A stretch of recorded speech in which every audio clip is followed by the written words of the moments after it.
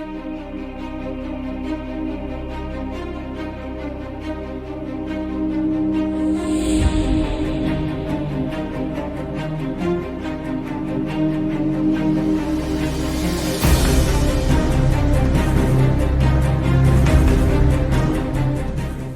February the 28th, Russia and Ukraine held the first round of negotiations.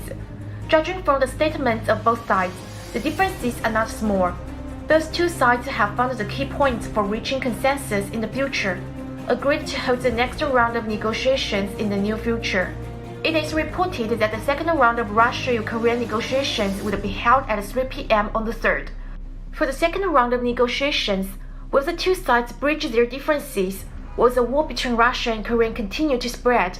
At present, the prospects of the negotiations should not be overly optimistic. The situation is complicated, and the communication between the two sides will encounter a series of challenges. Negotiating while fighting is likely to become the norm of bilateral negotiations. At present, the situation of all parties is complicated. The atmosphere of negotiation is particularly important. It is complicated to negotiate while fight.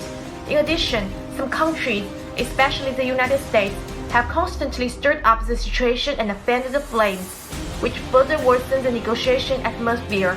It's bound to make the negotiations more difficult. Since the conflict between Russia and Ukraine, the United States and other Western countries are everywhere, whether it is of solidarity with Ukraine offering military assistance or overweighting sanctions against Russia. On the 2nd, the United States announced a new round of economic sanctions against Russia and Belarus. It is reported that in the statement issued by the White House, the main purpose of the measure is to limit Russia's ability to continue performing military actions in Ukraine, significantly increase the cost of Russian weapons R&D and production, reduce the production capacity of Russian oil refining and prices, weakening the ability of energy income to fund the Russian army, prevent Russia and Belarus from acquiring American products and technologies in aviation, aerospace, navigation, and other high-tech fields. All passenger cargo flights operated by Russian airlines are prohibited from entering and leaving the United States. Prohibit any Russia-operated aircraft from entering U.S. airspace. It can be clearly seen that, in the process of tension between Russia and Ukraine, the United States has been fanning the flames. But the United States still discusses itself as a protector of peace. Of course, this practice is very hypocritical and has sinister intentions.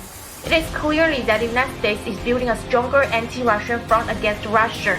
First, the United States uses financial and economic measures. At the same time, the United States increased its troops to Europe, having NATO member states increase military spending, build NATO into a sharp weapon of the United States.